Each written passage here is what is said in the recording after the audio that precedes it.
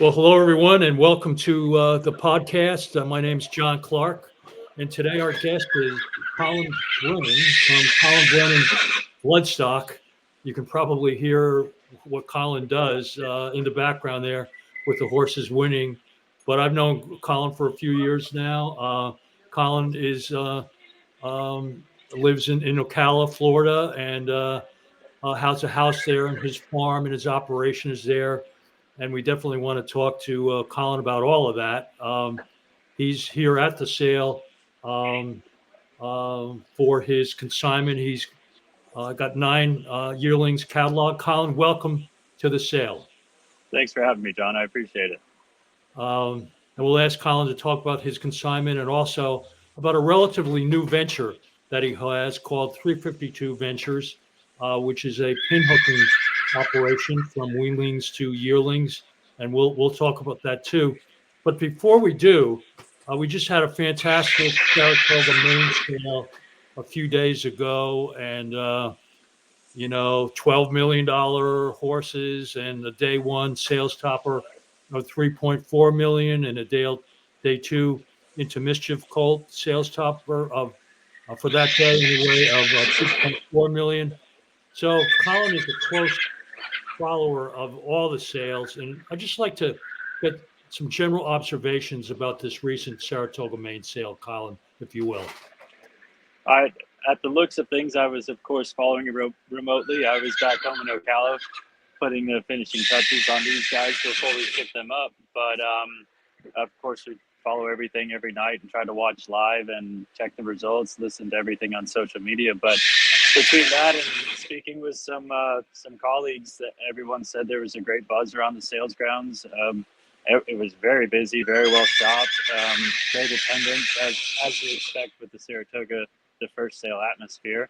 But I mean, I've heard Boyd saying that they had set record numbers again, and it's the highest grossing sale that they've ever had for Saratoga. So that was a phenomenal sale, and it's great to see going into this New York bred sale. Colin, is there a certain kind of horse from a physical or pedigree point of view that you want to target for the Saratoga sale as opposed to all the other sales around the country? You do. I mean, of course, the New York bred appeal, because this sale, you'll notice a different attendance to some regard, particularly the New York trainers, and even more so the ones that stay up here year round, because they can really utilize the New York bred incentives in the wintertime up here. And particularly on dirt, obviously. So we do, of course, the New York bred market has changed quite a bit, even within the last 5 years or so. When this sale was getting off the ground, we actually started shopping this sale when it was on the backside of the racetrack, the October sale rather. So we've enjoyed that, which is where we actually obtain a lot of our New York breds, is the Saratoga October sale. It's a fall mix sale.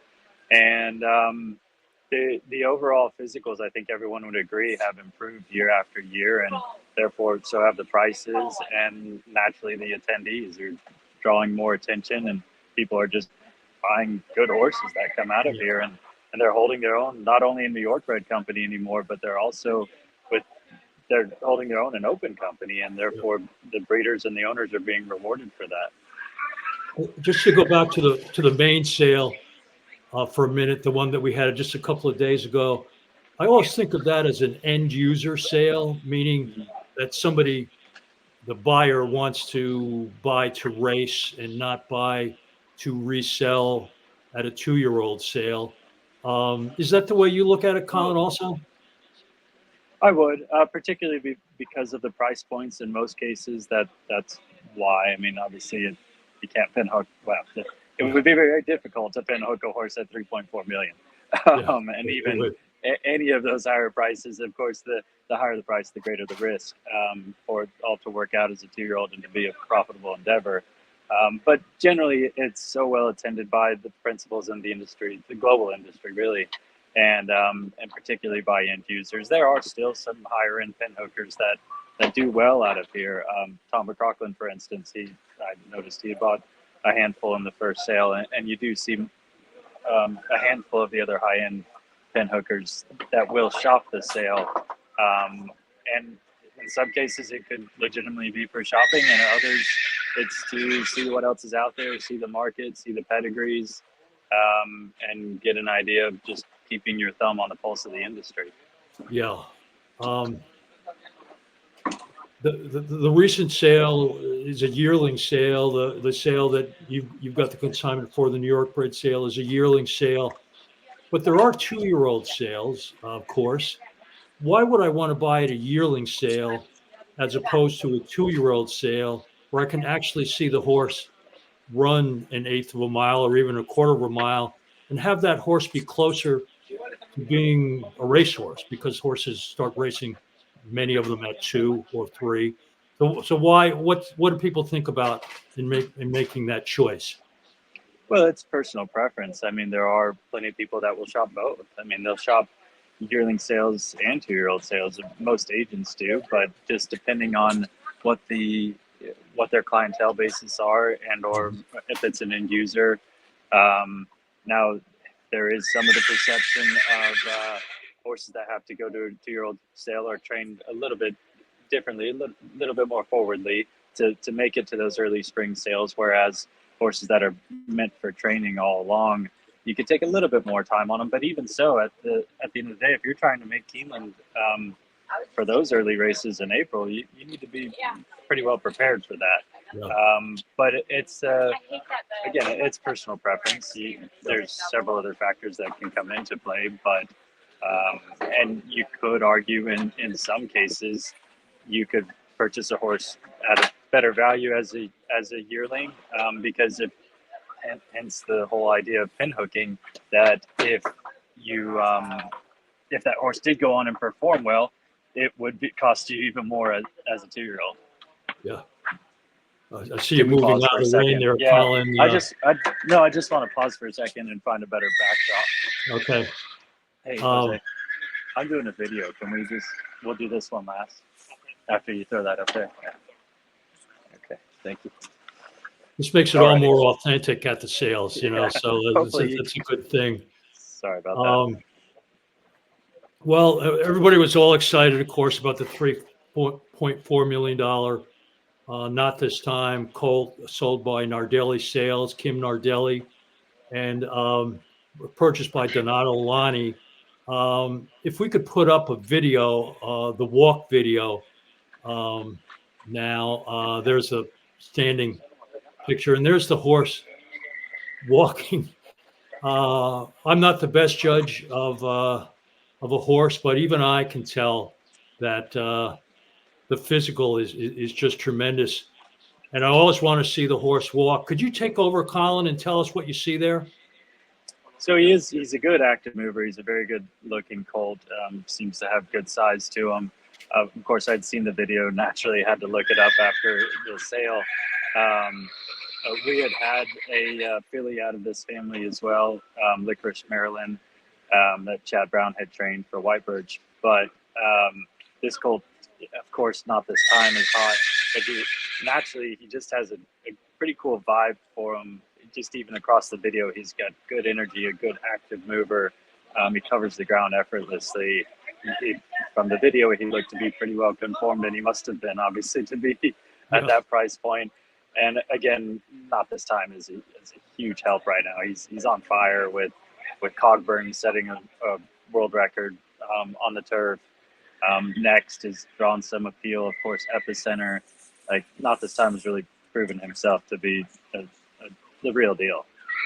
Yeah, it's kind of interesting for not this time that he's got Epicenter and the marathoner in next. Well, at the same time, he's got a 5.5 furlong golf course who over the Belmont Stakes a weekend at Saratoga set a new track record, perhaps even world record for 5.5 furlongs on the turf. So that makes him a very interesting sire. So congratulations to Kim Nardelli.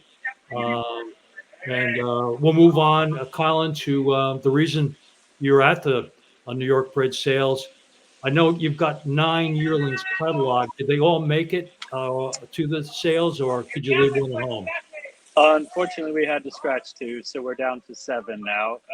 But we will regroup and take one of them to a later sale. But that's just that's the nature of the beast that happens in the sales industry. Did they all come up on a van from Ocala? They did, all except for one, Okay. which is for a local breeder. I try to come up to New York a few times throughout the year for networking and scouting and drumming up some clientele for the sale. And a few of these are a result of that. And the majority of them we've prepped at home now. Okay. And I guess that van ride, especially in the summertime, can take a lot out of them. Did they all look pretty good getting off the van, or you feel good about things? They do, and we've learned over the years how to kind of facilitate the travel a little bit better. We try to leave quite early. It's roughly a 22 hour journey in the vans, and we'll make sure that we can leave quite early. We try to, of course, beat the traffic in, because if you've seen the vans on ship-in day, they get lined up and back down Union Avenue quite a bit. So we try to time that accordingly. Fortunately, once they get up here, the weather has been beautiful. So even if they do have to sit around on the van for a bit, it's a lovely atmosphere. But no, we'll have them prepared. We'll take measures when we're shipping them. When they arrive, we'll try to make sure nobody has a temp, they stay hydrated, just monitor their overall attitude and make sure that they've done it well. Just having an early arrival and the ship-in day to relax. Most everybody's had a nap already and has had a bath and had their temps checked. So we just monitor them and let them take an easy day today. And it looks like with the rain tomorrow, they'll have another easy day tomorrow. But generally speaking, we're very considerate of what the journey will do to them. For us in particular, because there wouldn't be many coming out of Ocala, but we try to even send the horses a little bit heavier in case they do tend to drop off a little bit of weight naturally. So just a couple different measures that we try to take. Okay. How many people are on your team, and what types of jobs do they do between the card person and the show person and all that? Can you tell us about that, please?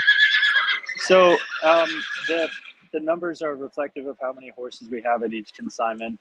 But my sister, Kristen Brennan, she's our director of sales. She handles everything. She's super, anything from organizing the staff and the housing and the entries, the whole 9 yards. She takes care of everything. In addition to that, she's at the barn every morning prepping horses with us and running the thing there. So she's a staple. She's always there. We have a great crew of guys that are with us from sale to sale. Those are our core guys. There would be about 3 of them, and then other guys that we tend to use pretty regularly. And I think in most cases that speaks well for us as well. So generally we'll have a ratio that we're comfortable with, and it varies at each sale because in Saratoga you tend to be busier with your showing more so than you would be booked for at Keeneland. It all varies, and we've learned how to adjust that for staff and horse to staff ratio. For this sale, we have 5 showmen that are working with us, and my sister and I will do everything else in terms of the administrative stuff and the client relations stuff ourselves. And for the busier sales, we will hire card people and grooms to come on as well. But being that there's 7 horses now, it's manageable. I've always thought that the show people are really important. They're the people who, the potential buyer will come up and ask for the horse to be brought out of the stall, fill out a card, and then there's a walk that takes place. And that walk can really make or break you. And some people are better doing it than others and more conscientious than others. And I guess it's important that you use the same trusted staff as much as you can, Colin. Absolutely. We try to hire like good horsemen that we trust with the horses, and we've watched them, and you get to see them at each sale. It's almost as if every sale that they're showing, even if they're showing to us as buyers, we can kind of pick and choose the people that we think do a good job. And like you said, there's there is a lot to it. It's more so than just leading a horse and standing it up. There's subtle movements that can be made and changes that can be made to complement the horse, and or if they're fractious or if they're sleepy, just little cues and triggers that good horsemen and good showmen are able to do. So they're invaluable, really. And these guys are great. They're reliable. They comprehend everything that's going on. They pay good attention to the horses, and they've worked with us for so many years now that everything's just seamless. Yeah, it's so important. I guess as part of your consignment, you have a vet book, which is all the veterinary reports, the X-rays of the 7 yearlings that you have. Can you tell us about that? And do some people simply trust that book, or does almost everyone do their own hiring of a vet to look at the repository that the sales grounds holds? It varies. It just depends on people's comfort level with our vet book, with any consignor's vet book, whether that may be with the vetting itself, how it reads, who the practitioner may be. And so some people will take a look at that. If they're happy with it, they'll use that. Otherwise, they'll pay to have their vet to get their opinion. So, and a lot of it comes down to price, really, because if you're going to be spending a substantial amount of money, they like to get their trusted vet's opinion versus some of the cheaper horses is when you'll see more vet book activity. Generally, for a sale like this, you see more vetting activity than you do vet book activity. Yeah. But I mean, we're sticklers about it. We call everything. We just want to be entirely transparent. We tell our vets, like, if it's there, call it. I mean, we don't want any issues. We don't want to tarnish our name. We're just all about transparency and honesty in that regard. That's, if it's there, we're just going to tell everyone about it. So. And if I did decide as a potential buyer to use my own vet and ask that vet to look at the repositories, what's the charge these days on that, Colin? I'm sure it varies a little bit, but what do I have to pay? It varies quite a bit, but I would say there is a slight difference if they're doing the viewing a video scope, which have become more popular, and the popularity varies between sales now and how busy vets and showing are. If they're viewing video scope, or if they're actually doing a video and or looking at the films, I would say your average vet would be plus or minus $175. Yeah, somewhere in that range. And I've found when I've tried to buy, you can run that charge up pretty quickly if you're, vetting 8 or 9 horses, because you're not quite sure which one you're going to be able to buy, and they come through pretty quickly. And I know people who have spent thousands and not come up with a horse at all. Right. Just my comment on that. Well, that's where evaluating the horses appropriately. If you know you have a $100,000 budget, you're not going to go vetting a horse that is likely to bring 300. You're going to try to really evaluate them correctly and only vet the ones that are relevant to your range. Do you find that a potential buyer will ask you what you think the horse is going to bring so they can figure out what makes sense for them? Oh yeah. Oh, it's fairly common. We'll receive that, and whether that be because they trust that we'll tell them the truth, or they're kind of fishing around for their own benefit. But if I know a range and the clients or the partners and I have a good idea, again, I'll be very forward with them and tell them we have this range in mind and whatever that may be. But I generally try to have it within a 10 to 15% margin of error so that they know whether or not they have a shot, or what to be prepared for, hopefully. Well, we wish you the best selling Sunday night and Monday night as well. Good luck with that. I'll be following all that with interest. If we could move to your relatively new venture, which is 52 Ventures. You started a couple of years ago. You got horses in this partnership for the second round. Can you tell us how that got started and what's involved there, Colin? So we were, the past few years, we had done quite well with our pin hooks. We were very blessed. And naturally that drew some attention. And I feel as a young person in the industry, it's like my due diligence to try to bring in new people and younger people and get things going. And we found that the best way to do that was, as you've seen, partnerships have become quite popular and different facets of the industry. So we thought we would take a shot at it, therefore allowing people to get into ownership or partnership and pinhooking at a relatively more affordable price point. And in doing so, we've had great feedback, and we've had a number of partners that have come in with us, some of which have partnered in the past, others that are new, and it seems to have been a great experience. I'm pleased God we have another good year, but it's broken down into shares, and people are able to buy as many shares as they would like. We have a wide range of contribution amounts, which most of which are quite affordable, and in doing so, that puts you into a percentage of all of the horses in the syndicate for that year, which is generally 10 to 12 weanlings to yearlings is our main focus. And that covers all of the expenses. It's just a whole package deal. It's a one-time purchase of your shares, and that's it. There's no monthly bills for that sales season, assuming everything is sold and we don't have to carry them on to the next phase. It's a one-time all-inclusive account. Yeah. And just to be clear, because some people may not be interested in it or familiar with the terminology. You buy a weanling typically in October or November. That's the year they're born. And then your approach is to take that weanling to a yearling sale. It could be July, August, or September, or even October.